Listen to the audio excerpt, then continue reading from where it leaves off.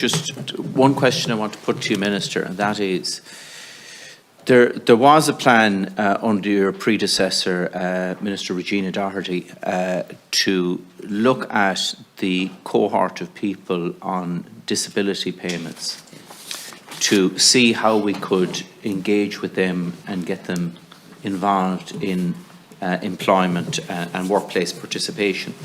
Now, one of the things you spoke about, the social insurance fund, and that it's far more positive today than had been projected. The reason that the social insurance fund is in a far more positive situation than had been projected is that we've seen a dramatic increase in terms of workforce participation levels. Went up by a phenomenal 2%, which all of the economists had never projected that you could do that over a 2-year period. A lot of that was down to the flexibility provided by remote working and online working. Now, of all cohorts within the workforce that could disproportionately benefit from that are the people on illness payments. There's absolutely no doubt about that.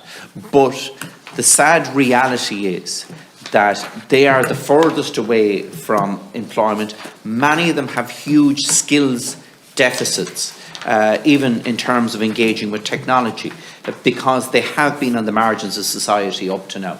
So my question to you is, in terms of trying to increase workforce participation rates, in terms of engaging with the most disadvantaged people within our community, and as we know, when there is a working wage coming in, even a part-time working wage coming into a household, one, it lifts that family out of poverty, but also it provides for a greater opportunity for the next generation to actively participate within the workforce.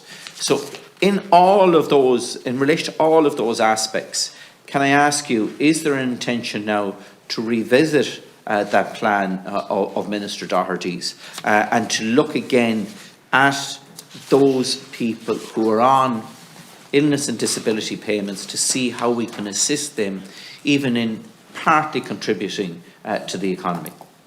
Yeah. Thank you, Chairman. I suppose I absolutely agree with you that there are a cohort of people out there that have disabilities, whether they could be mild disabilities, and with a bit of extra help, there's no reason why they can't take up employment and contribute, and especially as we have a very tight labour market at the minute. And where I did make some changes in the budget that you could earn more.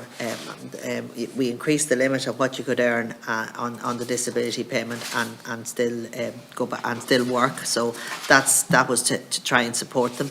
The department we're currently finalising a review of the reasonable accommodation fund, as it was a commitment in the comprehensive employment strategy, and the review is to see how to improve the effectiveness of grants and to identify gaps in provision, and it aims to improve the application and the payment processes.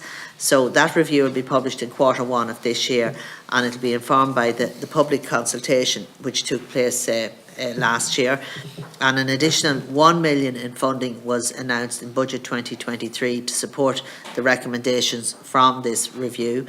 We also have the employability service, and that particularly targets people with disabilities and to help them get back into the workforce. And I was talking to somebody, I think it was about over a year ago, and it's amazing when you have an advocate working for the employee and the employer, because there's some things that get in the way and they don't have the confidence to say to their employer, well, I need an hour off in the morning for a particular appointment, and they didn't know why they weren't turning up, and then when they got to the bottom of it could all be sorted. And we need to give that support for those that have a lot of challenges when it comes back into the workforce.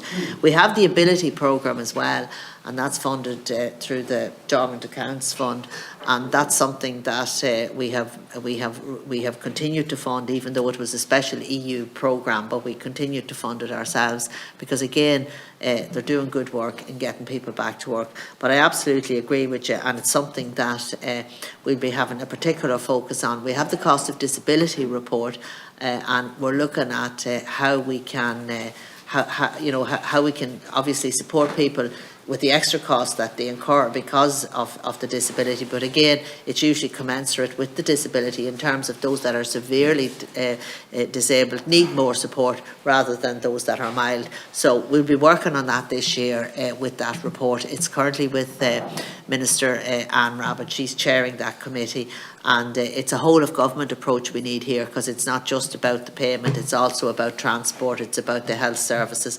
There's a whole plethora of other things involved, but it's something that's very much on my radar, because I think that there are people here who want to contribute, they can make a very valuable contribution, and I think with maybe a bit extra help, we can actually get them back into the workforce. So I'm happy to work with the committee on that as well.